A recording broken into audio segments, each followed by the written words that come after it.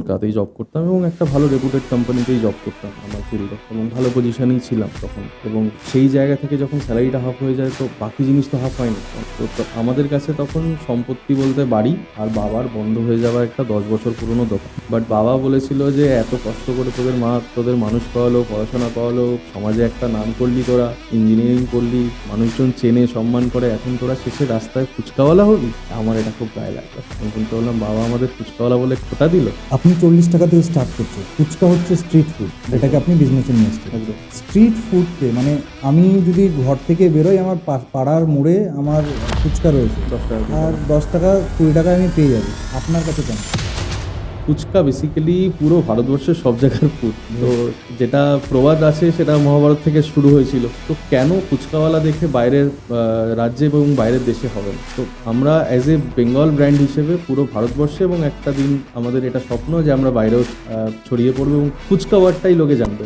যে বিজনেসে হেডেক বেশি সেই বিজনেসে ইন্টারেস্ট বেশি, প্রফিট বেশি, সব কিছু বেশি। না, রেসিপি আমরা শেয়ার করছি ঠিকই, কিন্তু কিছু আইটেম আছে যেগুলো আমাদের ইনহাউস তৈরি হয়। এবার আমার কাছে 10টা লোক আছে, 10 জনের পকেটে সেম খরচার বাজেট নেই। কেউ বলবে আমার কাছে 10 লাখ বাজেট আছে, কেউ বলবে 5 লাখ, কেউ বলবে 3 লাখ। তো ওই জন্য আমরা পুরো জিনিসটা তাদের ওপর ছেড়েছি।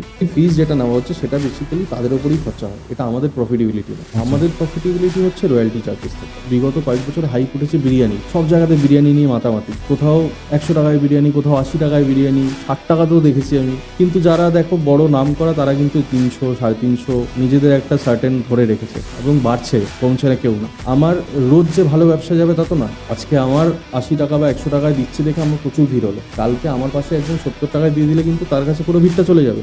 যে ফেলিয়ার বা ওই চ্যালেঞ্জ, এই জিনিসটা ইম্পর্টেন্ট। যতক্ষণ না একটা মানুষ ফেল করছে বা চ্যালেঞ্জ আসছে তার জীবনে, সে সেই সাকসেসটা দেখতে পাবে না। ফেলিয়ার বা চ্যালেঞ্জ ছাড়া যে সাকসেস পাওয়া, সেটাকে জাস্ট কিছু দিনের সাকসেস বলা হয়, লং টার্মের জন্য সাকসেস হতে পারে না। আজকের পডকাস্টটা একটা অসাধারণ এক্সপিরিয়েন্স। ফুচকাওয়ালা, দুই ভাই বোন মিলে ফুচকাওয়ালার গল্প। কিভাবে বাবার বন্ধ দোকান থেকে একটা সাম্রাজ্য তৈরি করতে পারে সেটা আপনি এই পডকাস্টে দেখতে পাবেন। কিভাবে স্ট্রিট ফুডকে রেস্টুরেন্ট বিজনেসে কনভার্ট করতে পারে, সেখান থেকে প্রফিট করতে পারে, সেটা এই পডকাস্ট দেখলে আপনারা বুঝতে পারবেন। কিভাবে ফ্র্যাঞ্চাইজি বিজনেস দিচ্ছে, কি প্রফিট শেয়ারিং রেশিও, কীরকম মেনু তারা করছে, মেনু তৈরি করার জন্য কত কি রিসার্চ করেছে, কিভাবে ট্রায়াল এরর করেছে, সব কিছু এই পডকাস্টে আপনারা দেখতে পারবেন। দেখুন, একদম স্কিপ করবেন না, পুরো ভিডিওটা দেখুন। আর হ্যাঁ, সাবস্ক্রাইব করবেন, কারণ আমি বলতে চাই অনেক অনেক লোক আছে যারা সাবস্ক্রাইব তো করছে না কিন্তু দেখছে। আপনার একটা সাবস্ক্রাইবে আমার অনেক অনেক বেশি হেল্প হবে, কারণ আমাদের চ্যানেলটা অনেক ছোট। এটা আপনার জন্য ফ্রি, কিন্তু আমার জন্য অনেক কিছু। তো প্লিজ সাবস্ক্রাইব করে যাবেন। আর হ্যাঁ, আর একটা আমার চ্যানেল আছে, সেকেন্ড চ্যানেল, কথা ও কানেকশন ক্লিপস। সেখানে আমরা বড় বড় ভিডিওগুলোকে ছোট ছোটোভাবে আপলোড করে থাকি। তো যান, ওখানে গিয়েও ওই চ্যানেলটা সাবস্ক্রাইব করে দেবেন। আর আমাদের ফেসবুক পেজ কথা ও কানেকশন, আর কথা ও connection official Instagram page, please ওগুলোকেও ফলো করে দেবেন। তো চলুন শুরু করা যাক। ফুচকা খেয়েছেন তো? নিশ্চয়ই খেয়েছেন ফুচকা। সেই ফুচকাকে রেস্টুরেন্টে কী করে নিয়ে যেতে হয় আর সেটা থেকে কী করে বিজনেস তৈরি করতে হয়, সেটা করে দেখিয়েছে দুই ভাই বোন, দেবজ্যোতি আর জ্যোতির্ময়। তো আসুন ওদের সাথে পরিচয় করিয়ে দিই, দেবজ্যোতিদার সাথে। হ্যালো। নমস্কার। নমস্কার। কেমন আছেন? খুব ভালো, আপনি কেমন আছেন? ব্যাস ভালো আছি। এটা আমাদের প্রথম পডকাস্ট, বিজনেস নিয়ে আলোচনা করব। আচ্ছা। ফুচকা আলা নামটা মানে এটা তো একটা মানে রাস্তাঘাটের একেবারে নাম, একদম। যে মানে একজন কেউ রাস্তাঘাটে গিয়ে ফুচকা খাবে, সেই কনসেপ্টটাকে আপনি কিভাবে বিজনেসে তৈরি করলেন? কারণ রাস্তাঘাটে 20 টাকায় ফুচকা পাওয়া যায়, সেখান থেকে আপনি একটা রেস্টুরেন্ট চেন তৈরি করছেন। কিভাবে আসলো আইডিয়াটা? এটা বেসিক্যালি আমাদের লকডাউনের টাইমে, মানে 2020 সালে যখন পুরো কোভিড চারিদিকে সব কিছু বন্ধ, সেই সময় বাকি আর 5টা মধ্যবিত্ত ফ্যামিলির মতো আমাদেরও ফ্যামিলিতে একটা ক্রাইসিস মোমেন্ট চলে এসেছিলো। তো ডেফিনেটলি নিজেকে তো শেষ করাটা উপায় হয় না কখনোই, তো ঘুরে দাঁড়াতে হতো। তো আমাদের কাছে, আমি তখন চাকরি করছি, বোন তখন ডিপ্লোমা ইঞ্জিনিয়ারিং করছে। আর আমরা খুবই মধ্যবিত্ত ফ্যামিলি থেকে বিলং করি, বাবা মা ভাই বোন ব্যাস 4 জন। তো ওই টাইমে একটা এমন সিচুয়েশন চলে এসেছিল যে আমি যেখানে জব করতাম সেখানে আমার স্যালারি হাফ হয়ে যায়। তো এরকম প্রচুর জায়গায় হচ্ছিল, ইভেন অনেকের চাকরি চলে গেছে। আচ্ছা, আপনি জব করতেন? আমি জব করতাম, আমি 9 বছর জব করেছি পুরো ইঞ্জিনিয়ারিং কিসে? ফিল্ডে। আমি ইঞ্জিনিয়ারিং ফিল্ডেই ছিলাম। আচ্ছা। তো আমি বোন দুজনেই বাই প্রফেশন আগে ইঞ্জিনিয়ার ছিলাম, তা এখনও আছি ভেতর থেকে অবশ্যই। তো ওই টাইমে অনেকে চাকরি চলে গেছে, সেই জায়গায় যে আমাদের চাকরি যায়নি সেটাই আমাদের অনেক ভালো ছিল। কলকাতাতেই জব করতেন? কলকাতাতেই জব করতাম এবং একটা ভালো রেপুটেড কোম্পানিতেই জব করতাম আমার ফিল্ডে, এবং ভালো পজিশনেই ছিলাম তখন। এবং সেই জায়গা থেকে যখন স্যালারিটা হাফ হয়ে যায় তো বাকি জিনিস তো হাফ হয়নি, কারণ হোম ইএমআই ছিল, বাড়ির একটা চালানোর খরচা, বিশেষ করে বোনের তখন বিটেক ইঞ্জিনিয়ারিংয়ে ভর্তি হওয়ার একটা ওই ইয়ারে ভর্তি হওয়ার ব্যাপার ছিল। তো হিউজ একটা মানে একটা প্রাইভেট ইঞ্জিনিয়ারিং কলেজে ভর্তি হওয়া মানে প্রচুর। আর ওই টাইমে সরকারি চান্সটা চলে গেছিলো, কারণ ওই বছর কোভিডের কারণে সরকারি যে চান্স পাওয়ার একটা পরীক্ষা হয় জিলেট এক্সাম ইঞ্জিনিয়ারিংয়ের, ওটা বন্ধ হয়ে গেছিলো ওই বছর। তো ওই টাইমে যা 3 বছরের রেজাল্ট হয়েছে সবার, সেই বেসিসে না ভর্তি হওয়ার ব্যাপারটা ছিল। তো আমরা ক্যালকুলেট করে দেখেছিলাম যে বোনের যা রেজাল্ট আছে সরকারি কলেজে হবে না, এবং যা প্রিপারেশন নিয়েছিল পরীক্ষাটা হলে হয়তো পেয়ে যেত। এবার কিছু করার নেই, ওটা তো আর আমাদের হাতে নেই, তো প্রাইভেটেই ভর্তি করাতে হবে এবং ভর্তি করতেই হবে। এবার সেই জায়গা থেকে দাঁড়িয়ে আমাদের এটাই মাথায় এলো যে না, কিছু একটা করতে হবে নিজের ফ্যামিলিকে বাঁচানোর জন্য, নিজেদের স্বপ্নগুলোকে পূরণ করার জন্য। থেমে থাকলে হবে না। তো আমাদের কাছে তখন সম্পত্তি বলতে বাড়ি আর বাবার বন্ধ হয়ে যাওয়া একটা 10 বছর পুরনো দোকান। বাবা কিসের ব্যবসা? বাবার মুদিখানার দোকান ছিল আচ্ছা। তো গ্রসারি শপ যেটাকে বলে। তো ওটা খড়দা নতুন বাজারে বাবার শপ ছিল, যেটা একসময় রমরমিয়ে চলতো, বাট কিছু কারণবশত ওটা বাবা বন্ধ করতে বাধ্য হয় 2010 সালে। তো 2010 থেকে 2020 আমার বাবা প্রায় বলতে গেলে বাড়িতেই বসেছিল, পুরোপুরি ফ্যামিলিটা মা চালাতো, তারপর আমি হাল ধরি। তো সেই জায়গা থেকে দাঁড়িয়ে আমরা ঠিক করলাম যে বন্ধ দোকানটাকে আমরা কিছু একটা করব। তো কিছু একটা করব ভাবাতে আমাদের প্রথম মাথায় যেটা আসে যে ফুড বিজনেস নিয়ে কিছু করা যেতে পারে, কারণ আমরা দুজনেই ফুডি ছিলাম। আচ্ছা। আর ওই টাইমে লকডাউনের জন্য কোথাও কোনো জায়গায় খাবার পাওয়া যাচ্ছিল না। এবার আমরা যেটা ভাবলাম যে ফুড বিজনেসেই যদি নামতে হয়, মানুষ যেটা খাবারের বিজনেস বলতেই মাথায় প্রথম আসে সেটা হচ্ছে বিরিয়ানি, রোল, চাউমিন, মোমো, এইসব। তো সেগুলো তো প্রচুর ব্র্যান্ড রয়েছে চারিদিকে। আজকে যদি আমি নিজে ভাবি যে আমি বিরিয়ানি খাবো, আমার মাথায় 5খানা 4খানা নাম চলে আসবে যে এই ব্র্যান্ডগুলো থেকে খাবো। সেম অ্যাজ মোগলাই বা রোল, চাউমিন, যেগুলো কমন ফুড, সেগুলো তো অলরেডি ব্র্যান্ড রয়েছে। তো আমি নতুনভাবে করতে গেলে লোকে আমার কাছে কেন আসবে? আমি নিজে নতুন জায়গায় ট্রাই করতে ভয় পাই, তো কেন লোকে আসবে? তো সেখান থেকে আমরা ঠিক করলাম যে না, এমন কিছু করব যেটাতে কেউ কোনোদিন শোনেও নি, কেউ কোনোদিন খায়ও নি। হয় খুব ভালো হবে, নয় একদম বাজে হবে। তো কিছু একটা হবে, তো রিস্ক তো নিতেই হবে, রিস্ক ছাড়া জীবন চলে না, আর বিজনেস তো একদমই না। তো আমরা ভাবলাম যে ফুচকা নিয়ে কিছু করা যেতে পারে, কারণ তখন ফুচকাটা কোথাও পাওয়া যাচ্ছিল না, কারণ ফুচকা ন্যাচারালি রাস্তাতেই পাওয়া যায়। আর রাস্তায় তখন লকডাউনের কারণে এবং কোথাও বসতে দিচ্ছিল না, মানে দাঁড়াতে দিচ্ছিল না ফুচকাওয়ালাদের। তো ওটা আমরা ওই অপরচুনিটিটা গ্র্যাব করলাম। আরেকটা বড় অপরচুনিটি হচ্ছে ওই টাইমে মানুষ এত হেলথ কনসাস হয়ে গেছিল যে হাইজিনটা তাদের কাছে সব থেকে প্রায়োরিটি এসেছিল, এবং ফুচকাতে হাইজিন বলতে গেলে কোথাও ছিল না ন্যাচারালি। এখনো নেই বলাটা ভুল, এখন অনেকে সতর্ক হয়েছে, তারপর থেকে অনেকেই রাস্তাঘাটে তুমি দেখবে যে ভালোভাবেই ফুচকাটা এখন সার্ভ করা হয়, হাইজিন মেনটেন করা হয়। বাট হ্যাঁ, সেই লেভেলে কখনোই যায়নি, যেতে টাইম লাগবে। তো আমরা ওই অপরচুনিটিটাকে নিলাম যে আমরা হাইজিনটাকে মেনটেন করবো এবং এমন কিছু করবো যেটা কেউ কোনোদিন করেনি। তো আমরা ভাবলাম নর্মাল জল ফুচকা বিক্রি করে আমাদের যে ডিজায়ার্ড অ্যামাউন্ট, মানে আমাদের যেটা রিকোয়ারমেন্ট, সেটা ফুলফিল হবে না। একটা জল ফুচকা বিক্রি করে অত বিজনেস কখনোই হয় না। তো আমরা ভাবলাম না যে কিছু একটা নতুন করব। তো আমরা বাড়িতে 1 মাস আমাদের যাবতীয় যা রান্না হতো ঘরে, আমরা সব কিছু ট্রাই করতাম ফুচকার মধ্যে দিয়ে, মানে লিটারেলি সব কিছু। তো ওখান থেকেই তো আপনার মানে আমরা প্ল্যানটা টেস্টিং আরম্ভ। একদম টেস্টিং আরম্ভ, আমাদের ট্রায়াল এরর শুরু হয় বাড়িতে। আমরা প্রায় দীর্ঘ 1 মাস ট্রাই করার পর প্রচুর আইটেম ট্রাই করেছি, কিছু খুব ভালো লেগেছে, কিছু খুব খারাপ লেগেছে। তো সেখান থেকেই 7খানা আইটেম আমাদের খুব পছন্দ হয় বাড়ির সবার। তো সেই 7খানা আইটেম দিয়ে আমাদের 2020 সালে 18ই অক্টোবর আমরা স্টার্ট করি আমাদের জার্নি। আর ফুচকাওয়ালা নামটা যেটা ফার্স্টেই জিজ্ঞেস করলেন, সেটা হচ্ছে আমরা যখন বাড়িতে জানাই, 2 ভাই বোন আমরা অনেকদিন আগে ডিসাইড করে নিয়েছিলাম যে না, আমরা এই বিজনেসটা করবো, নাম খুঁজে পাচ্ছিলাম না। তো বাড়িতে যেবার প্রথম জানাই যে বাবা মাকে আমরা এটা একটা ডিসিশন নিয়েছি, তো মা বরাবরই সাপোর্টিভ ছিল। মায়ের মন না মানলেও মা দেখলো যে না, কিছু একটা করতে হবে, নয়তো প্রবলেম এরকম ওখান থেকে বেরোতেই হবে। তো মা সাপোর্ট করেছিল।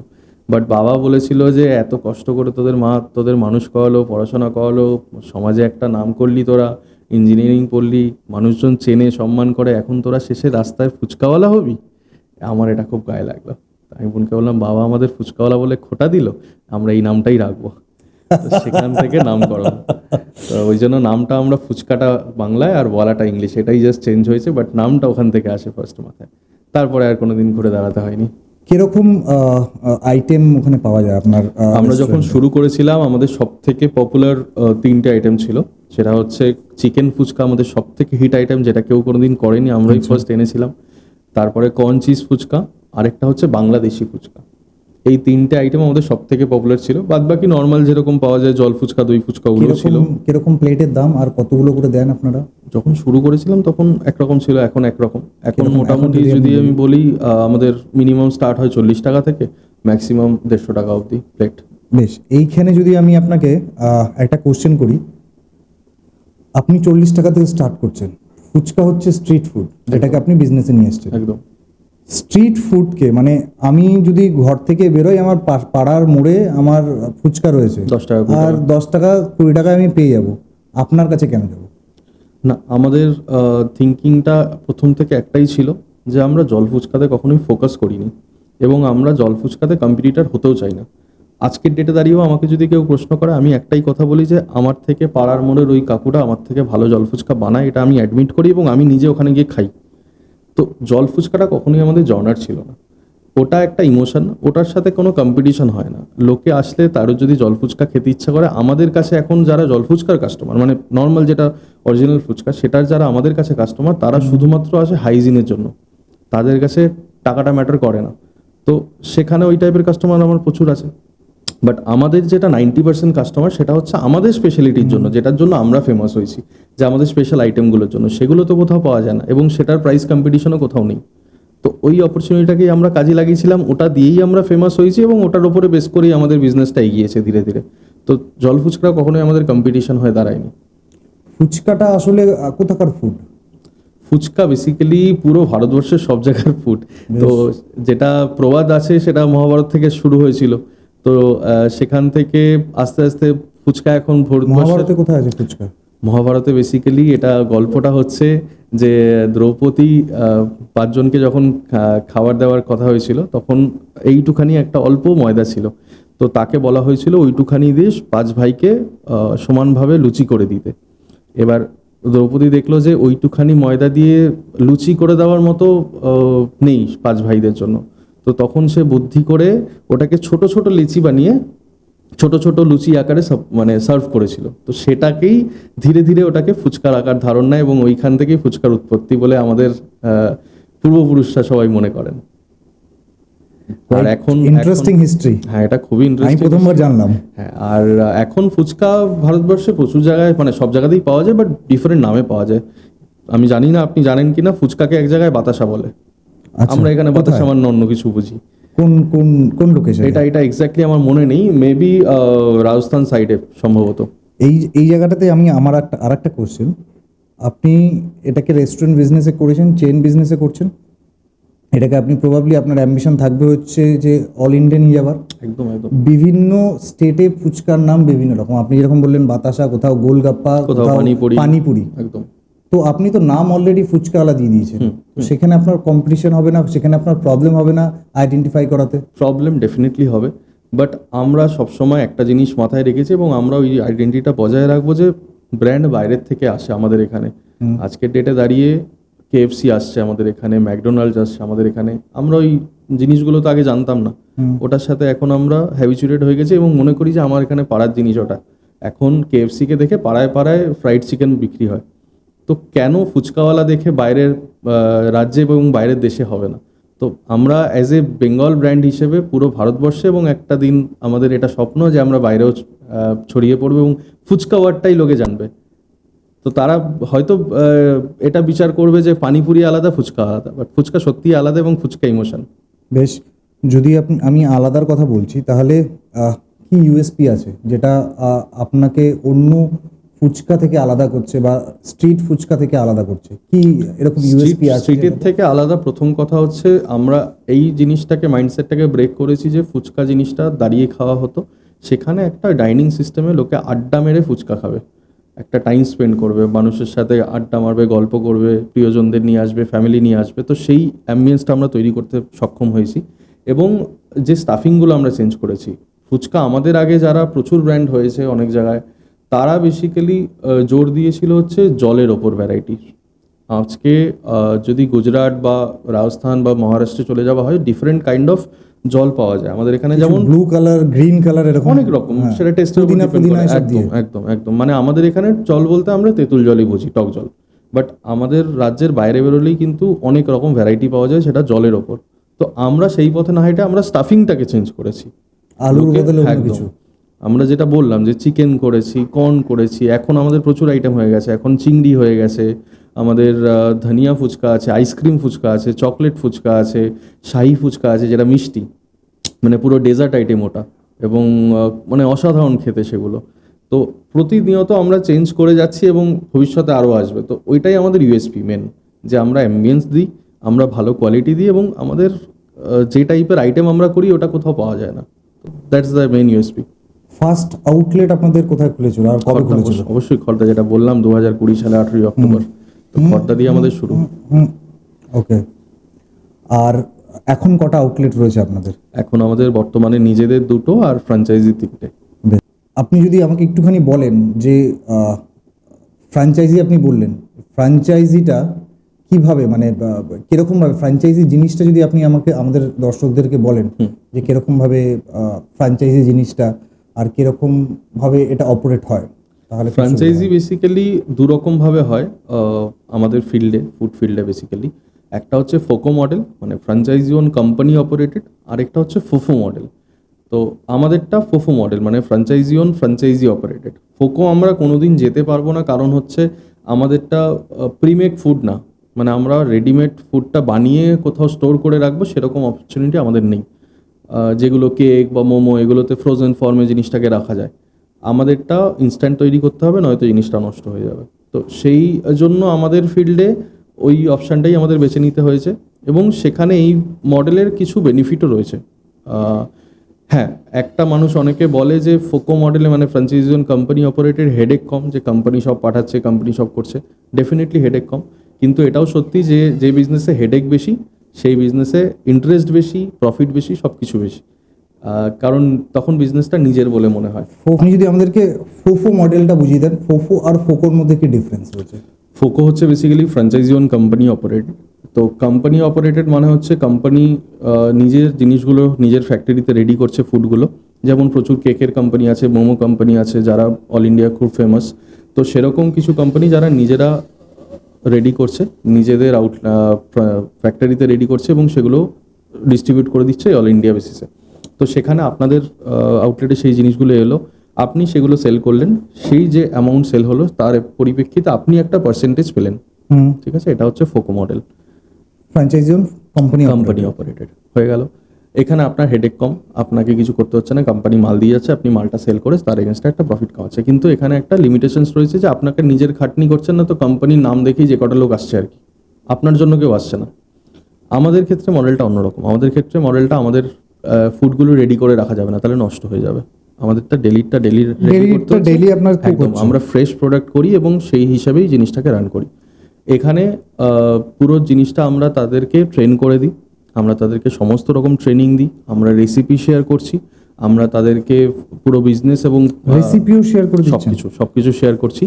এবং তার বদলে আমরা যেটা করছি, এখানে পুরো বিজনেসটা আপনি চালাচ্ছেন, আপনি প্রোডাক্ট কিনছেন, আপনি প্রফিট করছেন, আমরা আপনার থেকে প্রফিট পার্সেন্টেজ নিচ্ছি একটা রয়্যালটি। এখানে একদম রয়্যালটি যেটাকে বলে। তো এখানে বিষয়টা পুরো উল্টো। কত পার্সেন্ট রয়্যালটি আপনি নেন?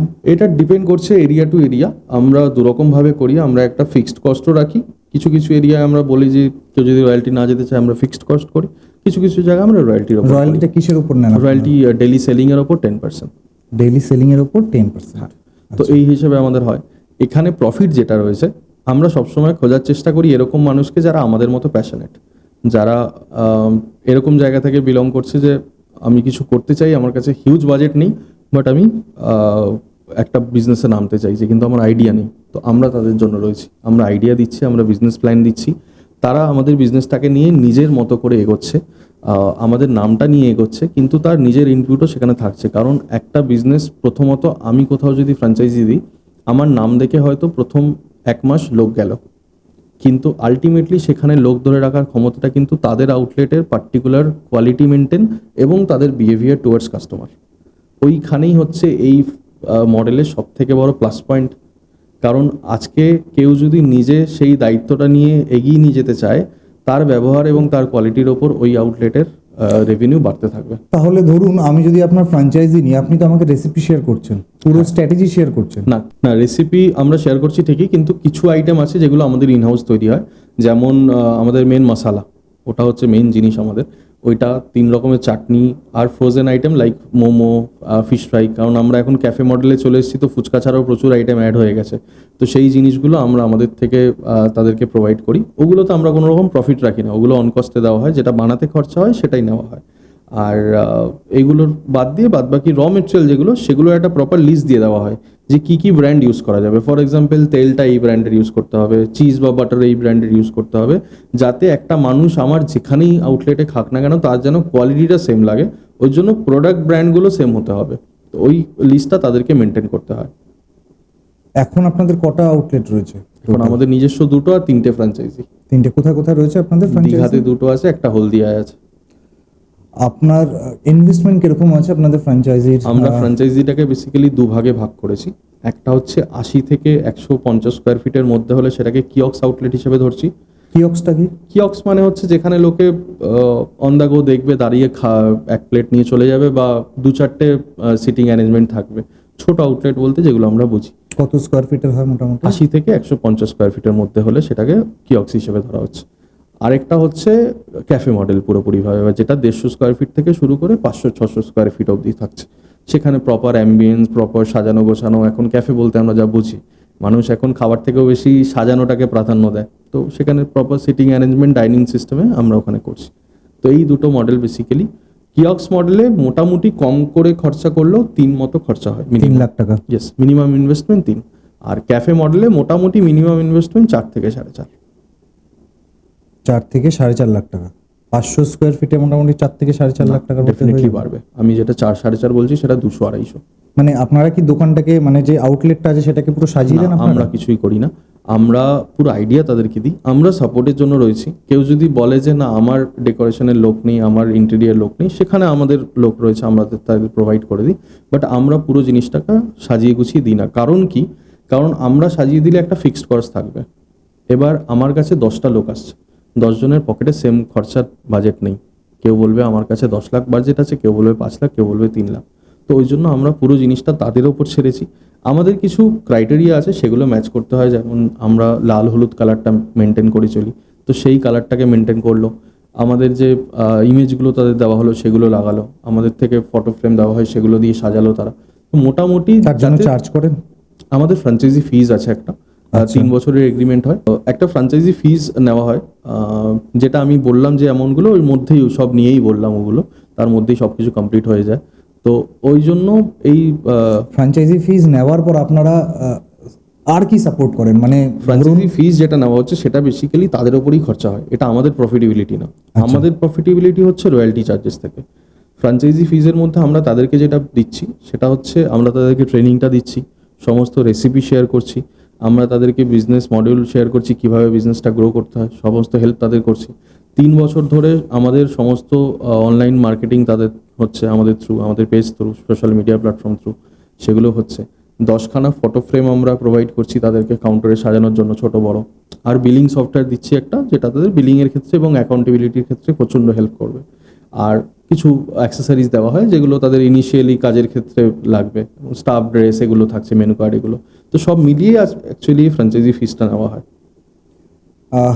এখন যে ইনভেস্টমেন্ট করবে, আপনি কেন ফুড বিজনেসে ইনভেস্টমেন্ট করবে? প্রথম কোশ্চেন। ফুড বিজনেসের মার্কেট এখন কিরকম আছে, আর কিরকম কি প্রফিটেবিলিটি আছে ফুড বিজনেসে? মানে কোথায় কিভাবে স্টার্ট করবে? দেখুন, ফুড বিজনেস এমন একটা বিজনেস যেটা সবসময় সব থেকে প্রফিটেবল হয়ে এসছে। কিন্তু অনেক বড় বড় রেস্টুরেন্ট আমি নিজে বন্ধ হতে দেখেছি। ডেফিনেটলি কিছু এখন অনেক রেস্টুরেন্ট আছে যারা আর বিশ্বাস একটা করে। কোশ্চেন আমি করছি আপনার বিজনেস নিয়ে, সেটা হচ্ছে যে আহ, এই যে ফুড বিজনেসটা রয়েছে সেটা সব থেকে বড় চ্যালেঞ্জ যেটা আমি দেখেছি, কারণ আমিও একটা সময় মনে হয়েছিল যে আমি একটা ফুড বিজনেস বা একটা রেস্টুরেন্ট করি, কিন্তু যেটা আমার সব থেকে বেশি চ্যালেঞ্জ লেগেছিল সেটা হচ্ছে যে শেফ শেফ একটা সব থেকে বড় চ্যালেঞ্জ। এই শেফের প্রবলেমটাকে কিভাবে আপনি সলভ করছেন? কারণ কেউ যদি চলে যাচ্ছে, ছেড়ে দিচ্ছে, কারণ এদের কোনো ইসে নেই, একটু কম শিক্ষিত, কারণ আমরা ছোট রেস্টুরেন্ট যদি হয় কিউএসআর বা কিওক্স মডেলে ছোট রেস্টুরেন্ট যদি হয়, তাহলে এরা খুব একটা বেশি শিক্ষিত হয় না, এরা কাজ করে বাট এরা নিজের মতো ঘোরাঘুরি করে, আজকে এখানে কালকে ওখানে পরশু এখানে। তো আপনার ফ্র্যাঞ্চাইজি একটা ইনভেস্টাররা ফ্র্যাঞ্চাইজি নিল এবং 10 দিন পরে সেই শেফটা যদি পালিয়ে গেল, সেখানে আপনি কিভাবে এই প্রবলেমটাকে সলভ করছেন? এটা আমাদের সব থেকে বড় ইউএসপি। কারণ হচ্ছে আমাদের আইটেমগুলো এরকম যেগুলো আমরাই তৈরি করেছি। আমরা কোনো শেফের ওপরে ডিপেন্ড কোনোদিনই ছিলাম না। তো যেহেতু আমরা তৈরি করেছি, কি মেন খেলা হচ্ছে মশলা আর চাটনি, যেটা আমরা প্রোভাইড করছি, সেখানেই টেস্টটা মেন ওঠে। বাকি যেগুলো রান্না বলতে যেগুলো বোঝায় সেগুলো খুবই নর্মাল রান্না, সেগুলো ডেফিনেটলি একটু আলাদা বাকিদের থেকে, কিন্তু সেগুলো তো আমরা শিখিয়ে দিচ্ছি। এবং আমরা সবসময় প্রেফার করি একটা তাদের স্টাফদের বোঝানোর থেকে, আমরা সবসময় রিকোয়েস্ট করি যে ওনার পক্ষের থেকেও কেউ এসে ট্রেনিংটা নিক। তাহলে কি হলো, আজকে যদি তার স্টাফটা চলে গেল, তো সে আরেকটা স্টাফ রেখে নিজে বলে দিতে পারবে জিনিসটা এরকম। আর আমরা তো সবসময় গাইডেন্সের জন্য রয়েছি, বাট মেন খেলা আমরা যেগুলো প্রোডাক্ট পাঠাচ্ছি আমাদের র আমি মেটেরিয়াল সেগুলো একটুখানি করলাম, স্টাফ তো চলে গেল, ও যদি স্টাফটা হট করে চলে গেল, ও তো জানে না ইনভেস্টর বা যে ফ্র্যাঞ্চাইজি ওনার, তার জন্য তো পুরো দোকানটা বন্ধ হয়ে যাবে। না না না, সেরম যাবে না। কারণ আমরা দেখো, এই এই চ্যালেঞ্জটা সবসময় সব ফিল্ডেই আছে। একটা স্টাফ বা একটা এমপ্লয়িকে ধরে রাখার ক্ষমতা আমার নেই, তার ইচ্ছা হলে সে যেতেই পারে। কিন্তু কিছু বাউন্ডেশন অবভিয়াসলি প্রত্যেকটা কোম্পানি থাকা উচিত, যে তোমাকে যেতে গেলেই একটা সার্টেন অ্যামাউন্ট টাইম তোমাকে দিয়ে যেতে হবে। একটা 1 মাস বা 2 মাসের একটা বাউন্ডেশন থাকা উচিত। সেটা আমরাও এখন করি, আগে করতাম না, বাট আমরাও প্রচুর প্রবলেম আপনি ফেস আটকাতে করেছি। পারবেন কি? হ্যাঁ, কিছু ক্ষেত্রে আটকায় পেরেছি, কিছু ক্ষেত্রে পারিনি, বাট তাতে কি খুব একটা সলিউশন প্রবলেম রয়েছে? হয়েছে। মানে আমি ইন জেনারেল বলছি, এই ফুড ইন্ডাস্ট্রির একটা প্রবলেম, ইন জেনারেল কি প্রবলেম? কারণ আমি যদি 5 স্টারের কথা বলি, they are well paid, they are educated, হ্যাঁ, তাদের ওখানে কোনো প্রবলেমটা প্রবলেম হয় না। প্রবলেমটা এই টাইপের মিডিওকার রেস্টুরেন্ট বা ক্যাফেগুলোতেই হয়। তো সেখানে আমাদের একটাই সাজেশন, যে ওনার পক্ষের মানুষগুলোকেও সেগুলো একটু শিখে রাখা দরকার বা জেনে রাখা দরকার। তাতে কি হবে, সে অন্তত আরেকটা নতুন স্টাফকে ঢোকালে সে বলতে পারবে জিনিসটা এভাবে হবে। কারণ এমন কিছু হাতিঘোড়া থাকে না, এবং প্রত্যেকটা জিনিস আমরা সবসময় হেল্পের জন্য থাকি। আমরা সবসময় সবার কাছে ফ্রি রয়েছি ফোন করলে। তো ওটা খুব একটা চ্যালেঞ্জ আমরা এখনো ফেস করিনি, ডেফিনেটলি ভবিষ্যতে ফেস করলে তখন আবার সলিউশন ভাববো। তো স্টাফ তো তোমার হাতে নেই, না, একদমই না। তো সেই জায়গায় এটা তো পুরো একেবারে কি বলবো, এই ফুড ইন্ডাস্ট্রির একটা প্রবলেম, যেখানে 5 স্টার হোটেল বা যে কোনো বড় রেস্টুরেন্ট, তাদের একটা প্রথাগত একটা স্যালারি আছে, তারা শিক্ষিত, মোটামুটি তাদের গ্র্যাজুয়েশন, মাইন্ডসেটটা ওরকমই যে আমি সাস্টেন করবো একটা লং হোটেল টার্মে। ম্যানেজমেন্ট পড়ে একদম, ওখানে একদম। যাচ্ছে। কিন্তু আমাদের ক্যাফে টাইপের যে রয়েছে, সেখানে খুব একটা পড়াশোনা করে এরা আসে না, মেবি মাধ্যমিক এইচএস করে আসে। তো সেইখানে তুমি এদেরকে রিটেন কি করে করবে? আর যদি চলে যাচ্ছে, তাহলে ধরো আমি আজকে ফ্র্যাঞ্চাইজি ওনার, আমার আজকে একজন চলে গেল না বলে, আমি সকালে রেস্টুরেন্ট খুললাম, আমার শেফ বললো আসবে না, তো সেইখানে কি করবে? সেইখানে তুমি কি প্রবলেমটা সলভ করবে? না, আমাদের এখানে ওরকম ডেডিকেটেড শেফ বলে কিছু হয় না। আমাদের পার্টিকুলার আমাদের ব্র্যান্ডে বলছি, তাহলে কি সেফলেস বলবো? বলতে পারো কাইন্ড অফ। কারণ আমাদের যেগুলো রান্না বেসিক্যালি সেগুলো খুবই নর্মাল রান্না, এবং সবাই পারবে, এবং আমরা মিনিমাম 2 থেকে 3টে স্টাফ রাখতে বলি, এবং সবাইকেই সেগুলো শেখানো হয়। তো একজন চলে গেলে আরেকজন সেই কাজটা ইজিলি করে দিতে পারবে, তাতে কোনো সমস্যা হয় না। আর এরকম আজ অবধি হয়নি যে সবাই একসাথে চলে গেছে। তো ন্যাচারালি একজন চলে গেলে আরেকজনকে জয়েন হয়ে যাবে, এবং সেও শিখে যাবে 1 সপ্তাহ 10 দিনের মধ্যে। তো সেই প্রবলেমটা আপাতত আমরা ফেস করিনি কখন। স্টাফ রিক্রুট তোমরাই করে দাও নাকি? না, এগুলো তারা নিজেরা করে, ট্রেনিংটা আমরা করি। তারা নতুন স্টাফ নিচ্ছে, হায়ার করছে, আমাদের এখানে পাঠাচ্ছে, আমরা তাদেরকে ট্রেন করে দিচ্ছি। আচ্ছা, আর একটা যে কোশ্চেনটা করেছিলাম সেটা হচ্ছে যে এই ফুড ইন্ডাস্ট্রিতে প্রফিটটা কিরকম রয়েছে, আর কি কি গ্যাপ রয়েছে যেগুলো এখনো ভরা দরকার? গ্যাপ প্রচুর রয়েছে ডেফিনেটলি। আর ফুড ইন্ডাস্ট্রির প্রফিট বলতে, ফুড ইন্ডাস্ট্রি প্রফিটেবল অবশ্যই। আর ফুড ইন্ডাস্ট্রিতে মিনিমাম একটা যেটা মানে কথিত জিনিস রয়েছে, সেটা 50% একটা প্রফিট রাখতে হয়। আর নয়তো সেই বিজনেস কিন্তু লং টার্মে যাবে না। যে একটু আগে 50% profit? Definitely gross profit, I would say gross profit, definitely not net profit, but gross profit 50% minimum থাকা উচিত আমার মনে হয়। বাকিরা কি মনে করে তাদের ব্যাপার, বাট আমি মনে করি 50% গ্রস প্রফিট থাকা উচিত, নয়তো বিজনেস এগোবে না। আজকের ডেটে দাঁড়িয়ে যেটা একটু আগে বললে যে প্রচুর ব্র্যান্ড হচ্ছে চারিদিকে এবং তারা বন্ধ হয়ে যাচ্ছে কিছুদিন বাদে, তার মেন রিজন হচ্ছে তারা কিন্তু এখন প্রাইস ওরিয়েন্টেড হয়ে যাচ্ছে। আজকে একটা বিগত কয়েক বছর হাইপ উঠেছে বিরিয়ানির, সব জায়গাতে বিরিয়ানি নিয়ে মাতামাতি, কোথাও 100 টাকায় বিরিয়ানি, কোথাও 80 টাকায় বিরিয়ানি, 60 টাকাতেও দেখেছি আমি। কিন্তু যারা দেখো বড় নাম করা, তারা কিন্তু 300, 350 নিজেদের একটা সার্টেন ধরে রেখেছে এবং বাড়ছে, কমছে না কেউ না। তো কোয়ালিটি, আমি এটা মনে করি যে কোয়ালিটি দিতে গেলে, লং টার্মের দিকে দেখতে গেলে আমাকে প্রফিট করতে হবে। আমি কাস্টমারকে তবে ভালো খাওয়াতে পারবো, আমি নিজে ভালো থাকতে পারবো, আমার স্টাফদেরকে ভালো দিতে পারবো। আমি যদি নিজে কম প্রফিট করি, আমার রোজ যে ভালো ব্যবসা যাবে তা তো নয়। আজকে আমার 80 টাকা বা 100 টাকায় দিচ্ছে দেখে আমার প্রচুর ভিড় হলো, কালকে আমার পাশে একজন 70 টাকায় দিয়ে দিলে কিন্তু তার কাছে পুরো ভিড়টা চলে যাবে। ফলে আমার কি হলো, আমি কিন্তু একটা সার্টেন অ্যামাউন্ট কামাচ্ছিলাম, আমার ঘরে এক্সট্রা কিছু ঢুকছিল না। সেই সার্টেন অ্যামাউন্ট দিয়ে আমার বিজনেসের নিজের একটু প্রফিট হচ্ছিল, প্লাস স্টাফ স্যালারি দিচ্ছিলাম। যেই ওই সার্টেন অ্যামাউন্ট থেকে আমার হট করে একটা ড্রপ হলো, একটা বিশাল অ্যামাউন্ট ড্রপ হয়ে গেল, তখন আমি আর নিজেকে ধরে রাখতে পারলাম না। ফলস্বরূপ কি, আমার ব্র্যান্ডটা বন্ধ হয়ে গেল। এই জিনিসটা আমার বিশাল একটা গ্যাপ মনে হচ্ছে ফুড ইন্ডাস্ট্রিতে, যেটা খুব দেখছি, যে প্রফিট ছাড়া খুব কম মার্জিনে বিজনেস করার একটা মেন্টালিটি, এটা আমার মনে হয় চেঞ্জ হওয়া দরকার। বিজনেসে প্রফিট থাকলে তবেই বিজনেস এগোবে, সেটা যে কোনো বিজনেস। প্রফিট হলে তো আপনার প্রাইসও বেড়ে যাচ্ছে। ডেফিনেটলি, আমরা কোনোদিনই প্রাইস কম করে ভাবিও নি এবং ভাবছিও না। আমাদের প্রাইস প্রথম 2020-তে যা ছিল, আজকে ডেটে দাঁড়িয়ে সেগুলো বেড়েছে, কোনোটারই প্রাইস কমেনি। এবং যা দিনকাল যাচ্ছে, যেভাবে সব জিনিসের দাম বাড়ছে, এগুলোও বাড়ছে এবং সেটা মানুষ বুঝছে। এবং আমাদের প্রাইসটা এরকমও নয় যে কেউ দেখে বলবে বিশাল প্রাইস, একদমই তা নয়।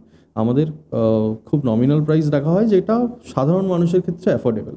কারণ আমরা নিজেরা খুব, যেটা আমি গল্পের শুরুতেই প্রথমে বললাম, যে আমরা নিজেরা মধ্যবিত্ত ফ্যামিলি থেকে উঠে এসেছি এবং এখনও আমরা নিজেদেরকে মধ্যবিত্তই মনে করি। তো সেখানে আমরা এটা চাইবো যে আমাদের মতো ফ্যামিলি থেকে মানুষ এসে যাতে মন খুলে এনজয় করে আমাদের ক্যাফেতে বসে। তো সেরকম প্রাইস রেঞ্জই রাখা রয়েছে। মানে ফর এক্সাম্পল, একটা দুজনের কাপেল এলে আমাদের এখানে 200 থেকে 250 টাকার মধ্যে ভালো রকমভাবে খেয়ে যেতে পারে। তো আমার মনে হয় এটা অ্যাফোর্ডেবল যথেষ্ট। যখন তুমি শুরু করলে, চ্যালেঞ্জেস কি কি ফেস করেছো? কারণ সাকসেস তো সবাই দেখে, একদম একদম। চ্যালেঞ্জেস বা ফেলিওর যেই জিনিসটা একেবারে মানে বিহাইন্ড দ্য সিন হয়, ক্যামেরার পেছনে থাকে, চক্ষু আড়ালে থাকে সবার, সেই জায়গা থেকে তুমি কিভাবে, তোমরা দুজনে ভাই বোনেরা কিভাবে ওভারকাম করেছো? আর তোমরা দুজনে সিঙ্গেল রয়েছো, আই থিঙ্ক আমার বিয়ে হয়েছে। বিয়ে হয়ে গেছে, তো সেইখান থেকে জিনিসটাকে কিভাবে তোমরা ব্যালেন্স করছো? না, আমরা এটা সবাইকে বলতে চাই যে ফেলিয়ার বা ওই চ্যালেঞ্জ, এই জিনিসটা ইম্পর্ট্যান্ট। যতক্ষণ না একটা মানুষ ফেল করছে বা চ্যালেঞ্জ আসছে তার জীবনে, সে সেই সাকসেসটা দেখতে পাবে না। ফেলিয়ার বা চ্যালেঞ্জ ছাড়া যে সাকসেস পাওয়া, সেটাকে জাস্ট কিছু দিনের সাকসেস বলা হয়, লং টার্মের জন্য সাকসেস সেটা হতে পারে না। কারণ আমরা যে প্রথমে গেছি, প্রথম চ্যালেঞ্জ আমাদের এসছে যে পরিবার, ফ্যামিলি, আত্মীয় স্বজন, বন্ধুবান্ধব সবাই কটাক্ষ করেছে যে একটা ইঞ্জিনিয়ারিং ফিল্ড থেকে এসে লাস্টে এরা ফুচকা বিক্রি করছে, বাজারে ফুচকার দোকান। তো কথা বলা বন্ধ করে দিয়েছিল বন্ধুরা, রীতিমতো পরিচয় দেওয়া বন্ধ করে দিয়েছিল, আত্মীয় স্বজন কথা বলতো না। এমনি কোভিড ছিল, মানুষ ডিস্টেন্স রাখতো, আরও ডিস্টেন্স হয়ে গেছিলো, হোয়াটসঅ্যাপে চ্যাট হতো না মানুষজনদের সাথে। তো মেন্টালি একটা ডেফিনেটলি ধাক্কা খেয়েছিলাম সেই সময়। বাট আজকের ডেটে যখন আমাদের ব্র্যান্ডটা ধীরে ধীরে বেড়েছে, মানুষ আমাদেরকে চিনেছে, আমরা একটা পপুলার ফেস হয়েছি, আজকে সেই মানুষগুলোই আমাদেরকে ট্যাগ করে বলে এটা আমার বন্ধু, এটা আমার আত্মীয়, এটা আমার দাদা, এটা আমার বোন। তো এই জিনিসটা ভালো লাগে, এটা আমরা চ্যালেঞ্জটাকে পার করে এক সাকসেস হয়েছি, এটা একটা বিশাল বড় চ্যালেঞ্জ। হিন্দিতে একটা বলে না, সময় কা চাক্কা ঘুমতা হ্যায়। একদম একদম। তো এটা তো ডেফিনেটলি। আরেকটা সব থেকে বড় চ্যালেঞ্জ হচ্ছে যে আমাদের আইটেম, আমাদের ফুড আইটেম যেগুলো, এগুলো ন্যাচারালি মানুষ কোনোদিন শোনেনি, এবং ওটাই আমাদের সব থেকে বড় চ্যালেঞ্জ ছিল, যে যেটা মানুষ কোনোদিন দেখেওনি, শোনেনি, সেটা আমরা প্রমাণ করে দেখাবো। তো ন্যাচারালি মানুষ যখন ফার্স্টে শুনলো যে চিকেন দিয়ে ফুচকা, সবার মুখে এসছে, ইস চিকেন দিয়ে ফুচকা খাবো, ছি ছি ছি, এটা কেমন একটা জঘন্য টাইপের খাবার। কারণ ফুচকা মানে আমরা জল ফুচকা খাবো, তেঁতুল জল, জল পড়বে, একটা গন্ধ আসবে রাস্তার মাটির, তবে না মজা পাবো। তো আমরা সেই জায়গাটাকে রেসপেক্ট করেছি। আমরা কখনোই এটা বোঝাতে চাইনি মানুষকে যে জল ফুচকা রিপ্লেস করে এটা আসছে, এটা একটা আলাদা খাবার, আপনারা খেয়ে বলুন, যদি বাজে লাগে আমরা সেখান থেকে সরবো। এবং আমরা এইটা নিজেদের মধ্যে এতটাই কনফিডেন্ট এসে গেছিলো যে আমরা যেটা করছি সেটা ভালো লাগতে বাধ্য মানুষের, এবং সময়ের সাথে সাথে সেটাই প্রমাণ হয়েছে। এবং বেশি আমরা এরকম কাস্টমার এখন আমাদের প্রচুর আছে যারা প্রথম দিকে বলেছিল যে এই জিনিসগুলো ভালো না, এখনও আমরা পাই যে এটা কেমন হবে, তারাই কিন্তু এসে বেশি খায়। এটার সব থেকে বেশি প্রমাণ আমরা পাই হচ্ছে বিয়ে বাড়িতে। মানে আমরা বিজনেসটা শুধুমাত্র ক্যাফের মধ্যে বন্দি রাখিনি, আমরা 2020-তেই আমাদের ওয়েডিং ইভেন্ট স্টার্ট করি আমরা। এখনকার ডেটে দাঁড়িয়ে আচ্ছা, আপনার 2024-এ মানে বিয়ে বাড়িতেও আপনারা ক্যাটারিং হিসাবে একটা পার্ট আপনারা রেখে দিচ্ছেন? একদম, মানে ওটা আমাদের এখন একটা বিজনেসের 30% বলতে গেলে ওখান থেকে জেনারেট হয়, 30-40%। কারণ ওয়েডিং এমন একটা জিনিস যেটা মানুষের জীবনের সব থেকে সুন্দর একটা মোমেন্ট, এবং ওইটা একবারই হয়তো আসে জীবনে। আর আগে থেকেই ফুচকার একটা একদম। প্রচলন ছিল বিয়েতে ফুচকা থাকবে, এটা খুব ন্যাচারাল ব্যাপার। কিন্তু আমরা যেটা মানুষকে বোঝালাম যে বিয়ে বাড়িতে ফুচকা তো সবাই নর্মালটা রাখে, স্পেশাল ফুচকা কজন রাখে, আর বিয়েতে মানুষের একবারই করবে, এবং তাতে যাতে তারা যারা গেস্ট আসছে তারা যেন বলতে পারে যে এমন একটা কিছু খেয়েছিলাম যেটা কোথাও কোনোদিন খাইনি, 10 বছর বাদেও মনে করতে পারে অমুকের বিয়েতে আমি চিকেন ফুচকা খেয়েছিলাম। তো এটা মানুষের থাকবে মনে, এবং সেটাই হয়েছে আমাদের সাথে। আমাদের মানে আমি একটা ছোট্ট গল্প শেয়ার করতে চাই। হ্যাঁ প্লিজ। 2020-তে আমরা মানে বিয়ে বাড়ি নিয়ে ভাবিনি তখনও। আমরা তখন 3 মাস হবে আমাদের বিজনেসের, ডিসেম্বর মাস, অক্টোবর, নভেম্বর, ডিসেম্বর। অক্টোবরে স্টার্ট করি, ডিসেম্বরে আমাদের একটা নিজেদের কাস্টমার এসে বলে তোমরা ইভেন্ট কেন স্টার্ট করছো না, বিয়ে কেন স্টার্ট করছো না, ওখানে তো অনেক বেশি তোমরা জেনারেট করতে পারবে, একদিনে অনেকটা অ্যামাউন্ট তোমরা জেনারেট করতে পারবে। তা আমরা বললাম না দাদা, আমরা এখনও তৈরি হইনি। বলছে অসুবিধা নেই, আমি ভরসা দিচ্ছি, আমার ভাইয়ের বিয়ে, তুমি করো, খারাপ হলে আমি বুঝবো, আমার গেস্ট আমি বুঝবো, আমার দায়িত্ব তোমরা করো, আমার তোমাদের উপর ভরসা আছে। সেই ভরসাটা যদি সেই লোকটা না দিত, আমি সারা জীবন তাকে ধন্যবাদ দিয়ে যাব সেই মানুষটাকে। আমরা গেছিলাম তার কথায়, 300 প্লেট অর্ডার ছিল আমাদের জীবনের প্রথমবার। 300 প্লেট আমরা রীতিমতো ভ্যাবাচাকা খেয়ে গেছিলাম যে কী করে হবে। এবং প্রথম অ্যাজ ইউজুয়াল আমাদের মনের ভয়টাই ঠিক হয়ে গেছিলো। আমরা 6টায় গেছিলাম, আমাদের বলেছিল 7টা থেকে লোক আসবে, আমরা 5:30 6টার মধ্যে ঢুকে গেছি, ইন করে গেছি, সুন্দর ড্রেস আপ করে, সুন্দর সাজিয়ে টাজিয়ে বসে পড়েছি। চিকেন ফুচকা আর কঞ্চিজ ফুচকা আমাদের সব থেকে পপুলার দুটো আইটেম নিয়ে বসে আছি। লোকে আসছে, এসে তারা এক্সপেক্ট করছে জল ফুচকা পাবো, এসে যেই দেখছে চিকেন আর কঞ্চিজ, নাম দেখে চলে যাচ্ছে। তো আমাদের মন খুব খারাপ। 7টা বেজে গেছে, তখন আমাদের বউনি হয়নি, মানে তথাকথিত একটা প্লেটও বিক্রি হয়নি। মানুষজন দেখে চলে যাচ্ছে যে বিক্রি মানে কেউ খায়নি, বিক্রি তো না, ওখানে খায়নি তখন। তো আমাদের খুব মন খারাপ হয়ে গেছিলো যে এতগুলো নিয়ে এলাম, লোকটা তো আমাদের বলেছে আমাদের তো পয়সা সে দেবেই, 300 প্লেটেরই পয়সা দেবে, কারণ আমার লস হয়ে যাবে না তো। কিন্তু তার যদি 300 প্লেটের মধ্যে 100 প্লেটের লোকে না খায়, আমার নিজের খারাপ লাগবে, আমরা ফেল করে যাব। তো সেখানে সেই দাদা এলো, 4-5 জন গেস্টকে নিয়ে এলো, সে নিজেকে সবাইকে নিয়ে আমাদেরকে সামনে বললো যে এরা নতুন শুরু করেছে, আমি কথা দিচ্ছি আপনারা একবার খেয়ে দেখুন, তারপর আপনারা বিচার করুন, আইটেম দেখে খাবেন না, আপনারা জিনিসটা খান আগে, তারপর ভাববেন কি ওটা। সেই যে স্টার্ট হলো, লাস্টে তখন বাজে হচ্ছে 11:30 প্রায়। বিয়ে 10টায় বন্ধ হয়ে যাওয়ার কথা ছিল, মানে নর্মালি স্টার্টার কাউন্টার 10টায় ক্লোজ হয়ে যায় বিয়ে বাড়িতে, সেখানে আমরা 11:30 বাজে আমাদের কাউন্টার চলছে, আমাদের প্লেট কাউন্ট তখন 350, 300 অর্ডার ছিল, 350 পার করে গেছি। দাদা এসে লাস্টে বললো তোরা থামা, আমার আর বাজেট নেই। এটা ছিল আমাদের first success. He is like Angel. একদম একদম, মানে এবং যে মানুষগুলো আসতে প্রথমে ভয় পেয়েছিল তারা খেয়ে গিয়ে ডিনার করে আবার এসে খেয়েছে। তো এটা আমাদের কাছে একটা বিশাল বড় পাওনা ছিল। মানে ওই জিনিসটা এখনও গল্পটা বললে আমার এতটা ভালো লাগে যে ওটা আমাকে যে সাহস দিয়েছে, তারপর থেকে আমরা বিয়ে বাড়িতে থামিনি। আমরা তারপর থেকে প্রতি বছর অন্তত 50টার উপরে বিয়ে করছি। এতদিনে আমরা প্রায় 150-200টা বিয়ে করে ফেলেছি। তো বিয়ে 150-200টা একদম বেশি বিয়ে ওয়েস্ট বেঙ্গল, হ্যাঁ অনেক দূর দূরে করেছি। মানে আমরা গ্রামেও বিয়ে করতে গেছি, ওটাও একটা বিশাল এক্সপিরিয়েন্স। মানে আমরা জানতাম শহরের এখানকার, মানে এটা সেমি শহর বা শহর বলা চলে আমাদের জায়গাগুলো, তো এখানে তো মানুষ চেনে খাবে, কিন্তু গ্রামে গঞ্জেও যে মানুষ আমাদেরকে চেনে, আমাদের নাম জানে এবং তারা অতটাই ভালোবাসা দেবে, এটা আমরা আশা করিনি। আমরা একটা হাওড়ার অনেক ভিতরে একটা গ্রামে গেছিলাম একবার একটা বিয়েতে, সেখানে 500 লোকের অর্ডার ছিল, সেখানে করলাম। তাদের এত ভালো লাগে, সেই গ্রামেরই আরেকটা মেয়ের বিয়েতে পরের মাসে আবার ওখানে অনস্পট আমাদের বুকিং দিয়েছে 1000 লোকের, অনস্পট ওই দিনই খেয়ে তারা আবার বুক করে গেছে আমাদের, তাদের গেস্ট ছিল। তো এই জিনিসগুলো পাও না ডেফিনেটলি, এই স্মৃতিগুলো কোনো দিন তো আর ভোলা যাবে না, এবং এগুলো নিয়েই আমরা আরও এগিয়ে যাওয়ার সাহস পেয়েছি। এখন একজন ইনভেস্টর, খুব ইয়াং, তুমিও ইয়াং, কোনো ইনভেস্টর যদি একটা রেস্টুরেন্ট খুলতে চায়, I am not talking about only ফুচকাওয়ালা, তুমি ফুড বিজনেসে রয়েছো, একটা ইনভেস্টর যদি একটা রেস্টুরেন্ট খুলতে চায়, খোলার সময় কি কি প্রবলেম বা কি কি চ্যালেঞ্জেসে ফেস করবে, এখনও তারা ফেস করে, মানে তুমি যদি যেগুলো ফেস করছো সেগুলো কি কি হতে পারে? কারণ প্রবলেম ছাড়া তো হবে না। একদম একদম একদম কি ফার্স্ট কি লাইসেন্স লাগে আই থিঙ্ক? লাইসেন্সগুলো তো চ্যালেঞ্জ না, চ্যালেঞ্জ হচ্ছে এখন জায়গা পাওয়া ভালো জায়গায়। কারণ এখন এত রেস্টুরেন্ট চারিদিকে হচ্ছে প্রতিনিয়ত, সেই জায়গা থেকে দাঁড়িয়ে একটা প্রপার লোকেশন পাওয়াটা খুব চাপের, এবং সেটা পেয়ে গেলেও যে আমার বাজেটে আমি পাবো ওটা পাওয়া যায় না। কারণ আমরা মাইন্ডসেট নিয়ে, আমি নিজে যখন আজকে একটা কোনো জায়গায় নতুন আউটলেট খুলবো বলে যাই, সেখানে আমি ধরো একটা বাজেট নিয়ে গেলাম যে আমি এই অ্যামাউন্টের মধ্যে জায়গাটা খুঁজবো, আমি গিয়ে দেখলাম সেখানে 3 গুণ অ্যামাউন্ট চাইছে। ওটা হচ্ছে ফার্স্ট হিউজ চ্যালেঞ্জ। আমি যখনই সেটাকে কম্প্রোমাইজ করে একটু কম খুঁজতে যাবো, আমি প্রপার লোকেশন পাবো না। এটা তো ডেফিনেটলি একটা আছে। এবার তার সাথে সাথে একটা নতুন জায়গায় গিয়ে সেই এলাকার মানুষগুলোকে একটা নিজেদের কাস্টমার বেস বানানো, ওইগুলো থাকে, এবং সেটা আমার মনে হয় ওটা মার্কেটিংয়ের সাথে সাথে এবং নিজেদের কোয়ালিটি মেনটেন করলে ওগুলো 2-3 মাসের মধ্যে জায়গাটা নিজেদের করে দেওয়া অবশ্যই সম্ভব। যেহেতু তুমি রেস্টুরেন্ট বিজনেসে আছো, আমাদের সমাজে দু রকমের কাস্টমার রয়েছে, একটা ভেজ, একটা নন ভেজ। একদম।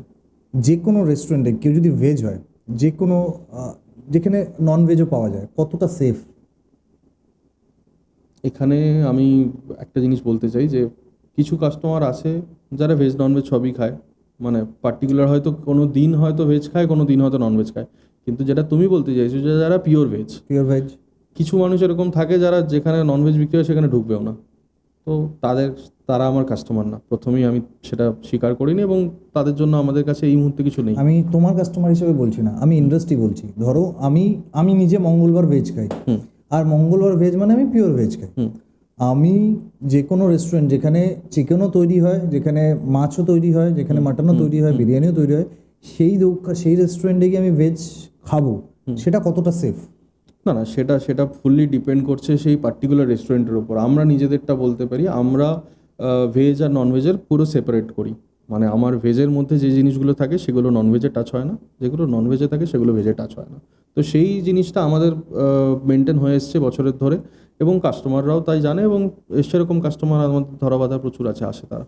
ভেজ নন ভেজ নিয়ে একদম একদম, মানে কোনো প্রবলেম আমরা যে face ভেজ করি খাবে না। তো সে ভেজ, যে নন ভেজ একদম, খাবে একদম, তো একদম। সে আমাদের ভেজে non-veg। প্রচুর আইটেম আছে এখন। পনির ফুচকা এসে গেছে, আগে কনচিস ছিল শুধু, আচ্ছা। এখন পনির ফুচকা এসে গেছে। বাট নর্মাল তো দই খাট্টা মিঠা ধনিয়া এগুলো আছে। রিসেন্টলি আমরা শাহি ফুচকা বলে একটা নতুন শুরু করলাম। পুজোর আগে আরও কিছু প্ল্যান আছে। তো ভেজে আমরা প্রতিনিয়ত আনতেই থাকি। তুমি স্টার্ট করেছো রেস্টুরেন্ট কলকাতার সাবার্ব থেকে, তো তোমার টার্গেট এখন কি কলকাতা নাকি না অন্য সিটি, টায়ার 1, টায়ার 2, আমরা টায়ার 1 সিটি সেভাবে না টায়ার 2 সিটি? আমরা সেভাবে ফ্র্যাঙ্কলি তোমাদের স্পিকিং স্ট্র্যাটেজি কি? টার্গেটেড এরিয়া নিয়ে এগোচ্ছি না। আমাদের এখন টার্গেট হচ্ছে ফ্র্যাঞ্চাইজি দেওয়া, এবং আমাদের অলরেডি ফ্র্যাঞ্চাইজি দিয়েছি আমরা 3টে, সেটা বললাম, এবং প্রত্যেকটা জায়গা থেকে আমাদের কল আসছে। আমরা খালি কয়েকটা জিনিস খালি দেখছি যে লোকেশনটা একদম সাবার্ব না, তো একটু মোটামুটি ক্রাউডেড এলাকা হলে, সেমি টাউন হলেই আমরা সেটাকে এগ্রি করছি। তো কেন, কি স্ট্র্যাটেজি রয়েছে এটার মধ্যে? আর যেটা তুমি ফার্স্টে বললে যে একটা প্রাইস ফ্যাক্টর তো ডেফিনেটলি রয়েছে। আজকের ডেটে দাঁড়িয়ে আমি যদি একটা পুরুলিয়া বা বাঁকুড়ার একটা প্রত্যন্ত গ্রামে গিয়ে বলি যে একটা 100 টাকার চিকেন ফুচকা খাওয়াবো, সেখানে মানুষ হয়তো শখে একদিন খাবে। হোয়ারাস সেই জিনিসটাই যদি আমি পার্ক স্ট্রিটে বলি 150 টাকায় চিকেন ফুচকা খাওয়াবো, সেই মানুষটাই হয়তো আমার সপ্তাহে 2 দিন খাবে। তো এই মাইন্ডসেটটাই ডিফারেন্স। তো ওই জন্য আমরা কিছু একটু ডেফিনেটলি জায়গা দেখে করছি, বাট এটাও নয় যে আমরা কোনো জায়গা পুরোপুরি না করে দিচ্ছি। আমরা ভেবে চিন্তে স্টেপ নিচ্ছি সেই জায়গাগুলো। তোমার বিজনেসের প্রফিট রেশিও কি রয়েছে? আমাদের গ্রস প্রফিট মোটামুটি 50 to 60%। এবার নেট প্রফিট ডিপেন্ড করছে পার্টিকুলার সেই আউটলেটের ওপরে, তার রেন্ট কত, তার ইলেকট্রিসিটি কেমন যায়, তার স্টাফ স্যালারি কেমন যায়, সেগুলোর ওপর। কেউ যদি তোমার মোটামুটি ধরো তুমি বললে 5 লাখ টাকা রয়েছে, না, যেটা ক্যাফে ম্যাক্সিমাম 5 লাখ। 5 লাখ টাকা, তো আমি যদি 5 লাখ টাকা ইনভেস্ট করি, তো সেটা কতদিনে উঠে আসবে? এটা মানে ROI পুরোপুরি ডিপেন্ড করছে পার্টিকুলারলি। তবু একটা কোনো মোটামুটি আমাদের timeline? অ্যাজাম্পশন বলে যে 9 থেকে 12 মাসের মধ্যে আরামসে উঠে আসে। তারপর আমি প্রফিট করতে স্টার্ট করে দেবো। একদম একদম। আচ্ছা, প্রফিটটা তুমি বলছো যে 50% মতো হয়? গ্রস প্রফিট আলাদা, নেট প্রফিট আলাদা। গ্রস প্রফিট কোনটাকে বলা হচ্ছে, আমার প্রোডাক্টের দাম 100 টাকা, সেই প্রোডাক্টটা বানাতে আমার খরচা হচ্ছে 50 টাকা বা 40 টাকা, সেখানে আমার দাঁড়ালো গিয়ে গ্রস প্রফিটটা 60 রুপিস, মানে 60%। নেট প্রফিট কাকে বলে, সেখান থেকে আমার বেরোলো হচ্ছে আমার নিজের একটা খরচা, আমার রেন্ট, আমার ইলেকট্রিসিটি, আমার স্টাফ স্যালারি, এগুলো বাদ দিয়ে আমার দেখা গেল 40 টাকা প্লাস আরও 20 টাকা, তাহলে বাঁচলো 40 টাকা, মানে 40% আমার নেট প্রফিট। এটা আমি একটা অ্যাজাম্পশন দিলাম, এইভাবে জিনিসটাকে ক্যালকুলেট করা ফুড হয়। বিজনেসে এরকমই প্রফিট হয় মোটামুটি নেট প্রফিট। মোটামুটি যারা ব্র্যান্ডেড এবং সাস্টেন করছে এই টাইপেরই প্রফিট করে প্রত্যেকে। যেহেতু তুমি এখন পুরো মার্কেটে নেমেছো ফুড ইন্ডাস্ট্রিতে, তাহলে তোমার কম্পিটিটরকে, কাকে তুমি কম্পিটিটর দেখছো আর সেটাকে কিভাবে কম্পিট করছো? না, এই জিনিসটায় আমরা প্রথম থেকেই ক্লিয়ার ছিলাম, কারণ আমরা এই ফিল্ডে যখন নেমেছি আমাদের কম্পিটিশন কেউ ছিল না। বর্তমানে হয়তো অনেক হয়েছে, কিন্তু যেহেতু আমরা প্রথম, ওই জন্য আমরা নিজেদেরকেই সবসময় কম্পিটিশন মনে করি। আমরা যখনই অন্য কাউকে কম্পিটিটর ভাববো, তার মানে নিজের চোখে আমি ছোট হয়ে গেলাম, যেটা আমরা কোনোদিনই হইনি এবং হবও না। কারণ আমরা এই ফিল্ডে ফার্স্ট এসেছি এবং আমরা প্রতিনিয়ত নিজের সাথে চ্যালেঞ্জ করে নিজেদের আইটেম বাড়িয়ে যাচ্ছি এবং কোয়ালিটিগুলোকে এনহ্যান্স করে যাচ্ছি। তো সবসময় আমাদের নিজের চ্যালেঞ্জটাই আমাদের কাছে আসল। তো যদি নিজেদের চ্যালেঞ্জ হয়, তাহলে আজ থেকে 2 বছর পর তোমাদের স্ট্র্যাটেজি, মানে কোথায় তোমরা নিজেদেরকে দেখছো? 2 বছর হয়তো অনেক ছোট, আমি আজ থেকে 5 বছর বাদে আমি চাইবো আমাদের অন্তত ওয়েস্ট বেঙ্গলে অন্তত 20টার ওপর বা 25টার ওপরে আউটলেট থাকুক ডেফিনেটলি। বাট ডেফিনেটলি আমার ইচ্ছা আছে একদিন 100টা আউটলেট হবে, সেটা আমাদের স্বপ্ন। আচ্ছা, লোকেশন তুমি বলছিলে লোকেশনটা ম্যাটার করে আদৌ? ডেফিনেটলি ম্যাটার করে। ফুড বিজনেসে লোকেশনটা সব থেকে বড় প্লাস পয়েন্ট। আজকে ব্যারাকপুরে আমি বসে রয়েছি, ব্যারাকপুরেরই যদি কথা বলি, ব্যারাকপুর অনেকটা বড় জায়গা। আজকে যদি ব্যারাকপুরের আমি স্টেশনের এই চত্বরে একটা স্টোর করি, আর আমি এই আউটলেটটাই একটা যদি গঙ্গার পাড়ে গিয়ে করি, দুটোর মধ্যে হেলেন হেভেন ডিফারেন্স হবে বিজনেসের দিক থেকে। কারণ এখানে একটা ক্রাউডেড এরিয়া, সবসময় মানুষ যাচ্ছে রাস্তা দিয়ে, ক্রাউড রয়েছে, ওখানে মানুষ ঘুরতে যায় বা সময় কাটাতে যায়, তো ডেফিনেটলি ওখানে ক্রাউড পুলিংটা কম হবে রাদার দেন দিস এরিয়া। তো ওই জিনিসটা সব জায়গাতে সেম। আমি যেখানেই করি না কেন, আমাকে ফার্স্ট প্রায়োরিটি হচ্ছে, সেটা আমার ক্ষেত্রে না, যে কোনো ফুড বিজনেসের ক্ষেত্রে, যে আমার ফার্স্ট লোকেশন হতে হবে যে ক্রাউডেড এরিয়া। আর কেউ যদি ভাবে স্ট্রিট একদম, আর কেউ যদি ভাবে যে আমার এমন একটা জায়গায় দোকান করবো যেখানে আর কারণ নেই, কারণ আর 5টা দোকান থাকলে আমার সেল কমে যাবে, এটা ভুল ধারণা। তাহলে আরও হয়তো কমে যাচ্ছে, কারণ তুমি যদি যখনই ক্রাউডেড এরিয়ায় যাচ্ছ বা হাই স্ট্রিট যাচ্ছ, তখন রেন্ট বেড়ে যাচ্ছে। বাড়ছে ঠিকই, কিন্তু সেলও তো বাড়ছে। আজকে আমি যদি ফর এক্সাম্পল, আমি তোমাকে একটা নর্মাল এক্সাম্পল দিই, তোমার বাড়িতে একটা গেস্ট এসছে, তুমি মিষ্টি আনতে যাবে, তোমার বাড়ি থেকে বেরিয়ে ডান দিকে একখানা মিষ্টির দোকান, বেরিয়ে বাঁ দিকে হচ্ছে 5টা মিষ্টির দোকান, তুমি কোন দিকে যাবে? ডেফিনেটলি বাঁ দিকে যাবে। কারণ কি, তুমি ভাববে আমি যদি ডান দিকে যাই, অনেকটা রাস্তা যাওয়ার পর দেখলাম দোকানটা বন্ধ, আমার লস, আবার পুরোটা রিটার্ন দিকে যেতে হবে। এখানে যদি আমি 5টা জায়গায় যাই, আমি একটা না একটা জায়গায় পেয়েই যাবো। তো নর্মালি পুরো এলাকার মানুষ, কম্পিটিশন তো হচ্ছে। কম্পিটিশন যেখানে সেখানেই বিজনেস, কম্পিটিশন থাকবে না বিজনেসও হবে না। আজকে যে কোনো জায়গায় একটা যখন বিজনেস হাব, আজকে সোদপুরের মতো জায়গা ফর এক্সাম্পল, এখানে এত কাউন্টার আসছে কেন? কারণ এখানে কম্পিটিশন বাড়ছে, একটা হাব তৈরি হচ্ছে। আজকে শুধু সোদপুর না, আজকে যদি বেলঘড়িয়া, আগরপাড়া, ডানলপ থেকেও লোকে খাবার কথা ভাবে, চলে সোদপুরে চল, কিছু না কিছু একটা আছে, এতগুলো জায়গা কোথাও একটা খাবো। ফলে একটা জায়গায় যখন আগে 10টা মানুষ আসতো, আজকে সেই জায়গাটায় 1000টা মানুষ আসছে। তো ফলে সেটা ডিস্ট্রিবিউট হচ্ছে, 1000টা মানুষ তো একটা আউটলেটে ঢুকবে না। যখনই একটা হাবে পরিণত হয়ে গেল, জায়গাটা সবার মধ্যে ডিস্ট্রিবিউট হয়ে গেল। তো সবসময় যেখানে ক্রাউড পুলিং আছে, যেখানে অলরেডি মার্কেট আছে, সেখানেই করা বেটার রাদার দ্যান একটা ফাঁকা জায়গায় শুধু আমাকে দেখে লোক আসছে, আর একটা ভর্তি জায়গায় সবাইকে দেখে লোক আসছে, সবার কাস্টমার হচ্ছে।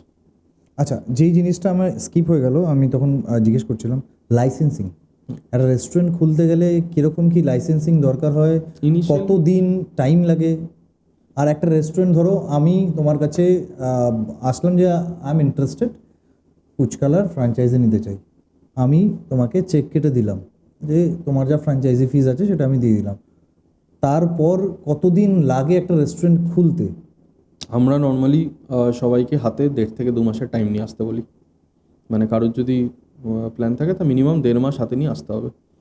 লাইসেন্স একদিনের মধ্যে, মানে 7 দিনের মধ্যে হয়ে যায় মোটামুটি লাইসেন্সিং। কি কি লাইসেন্স দরকার হয়? ইনিশিয়ালি খালি ট্রেড লাইসেন্স আর ফুড লাইসেন্স, যেটা 7 থেকে 10 দিনে হয়ে যায়। ফাসাই বা ওই তো আমি- ফুড আমি জানি লাইসেন্স, না। ফুড লাইসেন্স মানেই ফাসাই লাইসেন্স আর ট্রেড লাইসেন্স। ফার্স্টে ট্রেড লাইসেন্স হয়, দেন ফুড লাইসেন্স হয়। ফায়ার লাইসেন্স বা ফায়ার লাইসেন্সটা ডিপেন্ড করছে, কেউ যদি মনে করে যে আমি ওখানে ফায়ার নিয়ে কাজ করব দোকানের ভেতরেই, সেখানে তার ফায়ার লাইসেন্স লাগছে। এখন বেশিরভাগ জায়গায় আমাদের যে টাইপের মেনু আমরা ইন্ডাকশানই করে ফেলি, তো সেখানে ফায়ার লাইসেন্স লাগছে না।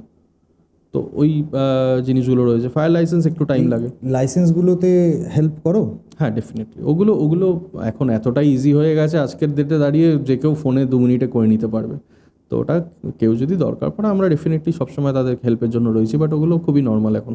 তো একটা রেস্টুরেন্ট খোলার যে কি প্রসিডিওর রয়েছে তুমি যদি বলো, একটুখানি ডিটেলসে যদি বলো। আচ্ছা, ফার্স্টে ডেফিনেটলি নিজের জায়গা থাকলে ভালো, আর নয়তো তো একটা রেন্ট জায়গা খুঁজতে হচ্ছে। তো সেখানে তার ফার্স্ট প্রায়োরিটি আমি যেগুলো বললাম, লোকেশনটা দেখতে হবে, ভালো লোকেশন। সেখানে তার কত স্কোয়ার ফিটের জায়গা, তার উপরে বেস করে তার প্ল্যান করতে হবে। ফর এক্সাম্পল, আমি একটা 200 স্কোয়ার ফিটের দোকান পেয়েছি একটা ভালো জায়গায়। তো 200 স্কোয়ার ফিট দোকান জন্য আমাকে প্ল্যানিং করতে হবে, আমি জায়গাটাকে কীভাবে সাজাবো, আমি ডাইনিং কীভাবে করব, কাউন্টার কোথায় করব, কি লাইট লাগাবো, কীভাবে অ্যাম্বিয়েন্সটাকে রেডি করব, সেগুলো প্রপার প্ল্যানিং করে সেগুলোকে করা। সেই ইন্টেরিয়ারকে দিলে ইন্টেরিয়ার, নিজে করলে হেডেক বেশি বাট খরচা কম। তো সেই জিনিসগুলো আপ টু তাদের বাজেটের উপর ডিপেন্ড করে সেগুলো তারা করলো। বাকি হেল্পের জন্য আমরা আছি, কী কী র মেটেরিয়াল নিতে হচ্ছে সেগুলো আমরা লিস্ট প্রোভাইড করে দিচ্ছি, সেই লিস্টটা দেখে তারা কিনে নিচ্ছে। ইলেকট্রনিক্স কী কী লাগছে আমরা লিস্ট দিয়ে দিচ্ছি, for example fridge, microwave, induction, সেগুলো আমরা প্রপার লিস্ট দিয়ে দিচ্ছি, সেগুলো তারা মেনটেন করে নিয়ে নিচ্ছে। আর মার্কেটিং ডেফিনেটলি দরকার। আমাদের এন্ড থেকে অনলাইন মার্কেটিংটা সবসময় হচ্ছে, যেটা ওই ফিজের মধ্যে ইনক্লুড আছে। বাট অনলাইন ছাড়াও অফলাইন মার্কেটিংটাও খুব দরকার আজকের ডেটে দাঁড়িয়েও। অফলাইন মার্কেটিং সারা জীবনই হয়ে এসছে এবং ওটা হবে।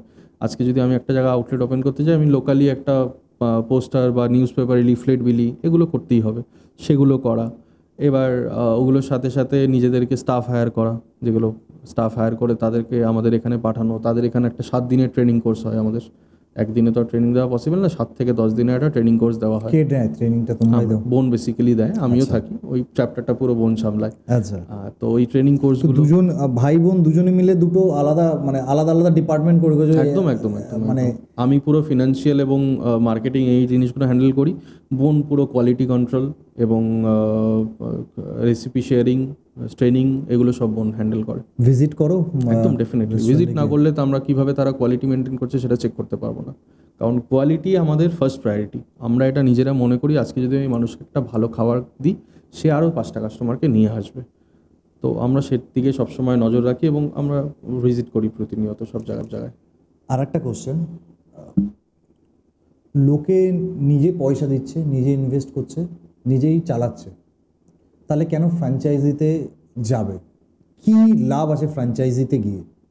না, এটা তো অলরেডি প্রুভেন। এটা আমাদের নতুন করে কিছু প্রমাণ করার নেই, যে একটা ব্র্যান্ড যখন নিজে কষ্ট করে একটা জায়গা অবধি যায়, তো ডেফিনেটলি তার নামটা আমি ইজিলি হয়তো সেই বিজনেসটা খুব কম কি সময়ে benefit করতে পায়? পারবো। অবভিয়াসলি একটা নাম তো তার রয়েছে। আজকে আমি যদি একটা সেম জিনিস একটা নিজের নামে খুলি, আমার কাছে 5টা কাস্টমার আসবে, কিন্তু আমি যদি ওই জিনিসটাকে একটা ব্র্যান্ড নামে খুলি, আমার কাছে 50টা কাস্টমার আসবে। এটা ফার্স্ট ডেফিনেটলি। আমি প্রথমেই জানবো না যে আমাকে সমুদ্রের মধ্যে পড়তে হবে কিছু না জানা থাকলে, আমাকে সব আবার ট্রায়াল এররের মধ্যে দিয়ে যেতে হবে। যেটা তারা অলরেডি ট্রায়াল এরর করে এসছে, যেই চ্যালেঞ্জের মাধ্যমে এসছে, সেটা আমাকে পার করতে মানে হচ্ছে না। তুমি বলতে চাইছো যে রিস্কটা একটু কম হবে? অবভিয়াসলি, একটু না অনেকটা কম। আচ্ছা। রিস্ক তো কম হলেই, প্লাস আমি একটা রিনাউন্ড ব্র্যান্ডের সাথে যুক্ত হলে আমারও একটা রিনাউন্ড নাম হলো, যে আমি একটা অমুক ব্র্যান্ডের সাথে কাজ করছি, লোকে সেটাও দেখে। আজকে যদি তোমার এরিয়াতে একটা ফর এক্সাম্পল কোনো মোমো বা যেগুলো কেকের নাম করা দোকান খুললে, তুমি কি বলো এটা আমাদের এখানে এটাই খুলেছে, তুমি কিন্তু জানলে না অমুক রামশ্যাম যদুমুদু খুলেছে, সেটা তুমি কি মনে করলে না ব্র্যান্ডটা এখানে এসছে। তো এখানেও কিন্তু তাই। আজকে যখন আমরা একটা ব্র্যান্ড হিসেবে পরিচিত হয়ে গেছি, মানুষ আজকে হাজার জায়গা থেকে কমেন্ট করছে আমাদের পোস্টে যে আপনারা এখানে আসুন, আপনারা এখানে আসুন। তো আমরা তো নিজেরা সব জায়গায় পৌঁছাতে পারবো না, তো মানুষরা যখন আমাদেরকে নিয়ে সেই জায়গাটায় দিচ্ছে, তো মানুষ মনে করছে যে এই ব্র্যান্ডটা আমার এখানে এসছে, তো ওই জন্য একটা ঝাঁপাচ্ছে। প্লাস অলরেডি প্রুভেন ফুড আমাদের আজকের ডেটে দাঁড়িয়ে, আজকে আমরা 4 বছর আগে যে চ্যালেঞ্জটা ফেস করেছি আমাদের ফুড নিয়ে, যে মানুষ কি ভাববে, এই টাইপের ফুড খাবে কি তারা না, সেটা অলরেডি আমরা ওই চ্যালেঞ্জগুলো ওভার করে এসে মানুষ আজকে সবাই এই নামগুলো জানে এবং সেগুলো তারা খুব ভালো মতোভাবে গ্রহণ করেছে এবং খাচ্ছে। তো সেই জিনিসটা তাদেরকে আর ফেস করতে হচ্ছে না, তারা একটা প্রুভেন ফুড ওই জিনিসটা পাচ্ছে। প্লাস একটা সুন্দর মডেল, যেখানে নিজেরা যদি ইন্টারেস্ট দেখাতে পারে ওই মডেলের প্রতি, নিজেদের তো অলরেডি যে মডেলটা আমরা রান করছি সেই মডেলটায় তাদের নিজেদের ইন্টারেস্টটা যদি বেশি থাকে ডেফিনেটলি তারা প্রচুর বেশি ইনকাম করতে পারবে, কারণ ওখানে যত সেল হবে তত বেশি ইনকাম। তো তুমি বলতে চাইছো যে রিস্ক জিরো হয়ে যাচ্ছে ফ্র্যাঞ্চাইজি? জিরো কিছু হয় না, রিস্ক ছাড়া বিজনেস হয় না, এটা আমি আবার বলবো। রিস্ক নিতেই হবে। আপনি যখন যে কোনো বিজনেস করছেন রিস্ক আপনাকে নিতেই হবে। আর ফুড বিজনেসে একটা এমন একটা বিজনেস, শুধু ফুড বলে না, যে কোনো বিজনেসে সবসময় আপস অ্যান্ড ডাউন থাকবেই। আমাদের নিজের ক্ষেত্রেও 12 মাসের মধ্যে আমাদের 8 থেকে 9 মাস ভালো যায়, 3 মাস ডাউন যায়, এটা সবার। তো সেই মেন্টালিটিটা নিয়েই কিন্তু বিজনেসে নামতে হবে। শুধু আমার সাথে ফ্র্যাঞ্চাইজি বলে না, যে কোনো ফ্র্যাঞ্চাইজি বা যে কোনো বিজনেসে নামতে গেলে এই মাইন্ডসেটটা নিয়েই বিজনেসে নামতে হবে যে আমার ডাউনফল আসবেই। সব বিজনেসে ডাউনফল থাকে, তো আমাকে যখন আমার আপ টাইম থাকবে তখন আমাকে ধরে রাখতে হবে, সেই মজুতটা করে রাখতে হবে যখন আমি ডাউনফলে সেই প্ল্যানিংটা করবো। আর সেই প্ল্যানিংগুলোতেই আমরা হেল্প করি। আজকে যারা নতুন বিজনেস করবে, যেটা আমি একটু আগে বিরিয়ানির এক্সাম্পলটা দিলাম, তাদের হয়তো নতুন বিজনেসের ক্ষেত্রে সেই প্ল্যানিংগুলো তারা থাকবে না। এই বিজনেস প্ল্যানিং, অ্যাকাউন্টেবিলিটিটা কীভাবে করবে, বিজনেস হ্যান্ডেল কীভাবে করবে, এই প্ল্যানিংগুলো দেওয়ার জন্য আমরা বসে রয়েছি। তো আমার থেকে তারা রেসিপি পাচ্ছে, আমার থেকে তারা ব্র্যান্ড পাচ্ছে, আমার থেকে তারা গাইডলাইন পাচ্ছে, সমস্ত কিছু হেল্পটা আমাদের থেকে পেয়ে যাচ্ছে, প্লাস মার্কেটিং পাচ্ছে। আজকের ডেটে দাঁড়িয়ে একটা নিজেরা করলে যে মার্কেটিংটা হবে, আজকের ডেটে আমাদের 50,000-এর কাছাকাছি ফলোয়ার্স আমাদের সোশ্যাল মিডিয়া প্ল্যাটফর্মে, যেটা একটা হিউজ। তো সেখানে আমরা তাদের হয়ে সবসময় মার্কেটিং করছি। তো এই জিনিসগুলো তারা আমাদের থেকে পাচ্ছে, তো কেন আসবে না? লাস্ট কোশ্চেন, কেউ এই মুহূর্তে কেউ যদি নিজের ব্র্যান্ড বানাতে চায়, তাকে কি টিপস দেবে, তাকে কি অ্যাডভাইস দেবে? অবশ্যই আমি সবসময়, এখন বলে না, আমি সবসময় এনকারেজ করেছি সবাইকে যে নিজের কিছু ভাবো, সেটা অন্য কারোরই সবসময় নিতে হবে এরকম তো কোনো কথা নেই। কারোর ইচ্ছা থাকতেই পারে আমি নিজে ব্র্যান্ড করব, সেখানে তাকে একটা জিনিস মাথায় রাখতে হবে যে হার যেন না মানে, যেটাই সিচুয়েশান আসুক না কেন, হার মেনে গেলে হবে না। আজকে কারোর সাকসেসটা 3 মাসে আসে, কারোর 3 বছরে আসে। তো কেউ যদি মনে করে যে আমি একটা সার্টেন টাইম পাওয়ার পরে আমি যদি না করতে পারি আমি ছেড়ে দেবো, এই মাইন্ডসেটটাকে নিয়ে তাহলে বিজনেসে নামা উচিত না। আমি বিজনেসে যদি আসি, আমাকে এটাই ভাবতে হবে আমি সাকসেস হব, আজ নয় কাল, তবেই সে সাকসেস হবে। কি কি রিসার্চ করবে, কি কি জায়গা থেকে ওকে যেতে হবে, কি কি কেউ যদি রিসার্চ করতে হয় সেই রিসার্চগুলো কীরকম কি হবে? এগুলো পুরোপুরি তাদের পার্টিকুলার সে কি বিজনেস করছে তার উপরে ডিপেন্ড করবে। আমাদের ফুড লাইনেরটা আমি বলতে পারি যে তাকে দেখতে হবে যে আমি কী টাইপের ফুড নিয়ে আমি নামবো। ফুডের কথাই বলছি। হ্যাঁ, তো আমার ফুড লাইনে নামতে হলে সে কি ফুডটা বাচ্ছে সেটা প্রথম কথা। ইন জেনারেল রিসার্চ কি হবে? ওটাই তো বলছি, মানে কে কি ফুড নিয়ে নামছে বিজনেসে, সেটা ফার্স্ট প্রায়োরিটি। কেউ যদি বিরিয়ানি নিয়ে নামে, তাকে সার্চ করতে হবে আমার আশেপাশে কে কে রয়েছে, তারা কী টাইপের সেল করছে, তাদের ডেলি সেলিং কী আছে, কী অ্যামাউন্টে সেল করছে, কীরকম টাইপের কোয়ালিটি মেনটেন করছে, এগুলোই। এই জিনিসগুলো করে তার নিজেকে সেই জায়গাটাকে দাঁড় করাতে হবে যে সে প্রাইজে খেলতে চায় না কোয়ালিটিতে খেলতে চায়, সেটা পুরোপুরি আপ টু দেম।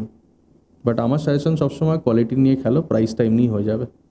কোয়ালিটি একদম, যে কোনো বিজনেসে কোয়ালিটি ম্যাটার্স। অসংখ্য অসংখ্য ধন্যবাদ। তুমি এত এত বড় একটা বিজনেস চালাচ্ছ, তার অনেক ব্যস্ততার মধ্যে থেকে আমাদেরকে টাইম দিয়েছো। আর একটা ছোট্ট চ্যালেঞ্জ, নিশ্চয়ই গ্রো করব তোমার কথায় ইন্সপিরেশন আমরাও পেয়ে। একদিন খুবই ছোট ছিলাম, এখনো আমরা গ্রো করছি, আমরা এখনো সেই মাত্রায় যাইনি, বাট গ্রো করছি। বেশ, তো আই হোপ কি আবার কোনো দিন দেখা হবে তোমার সাথে বসে জমিয়ে অন্য বিষয়ে আড্ডা মারবো। একদম। হ্যাঁ, তো অসংখ্য অসংখ্য ধন্যবাদ। Thank you. নমস্কার। নমস্কার।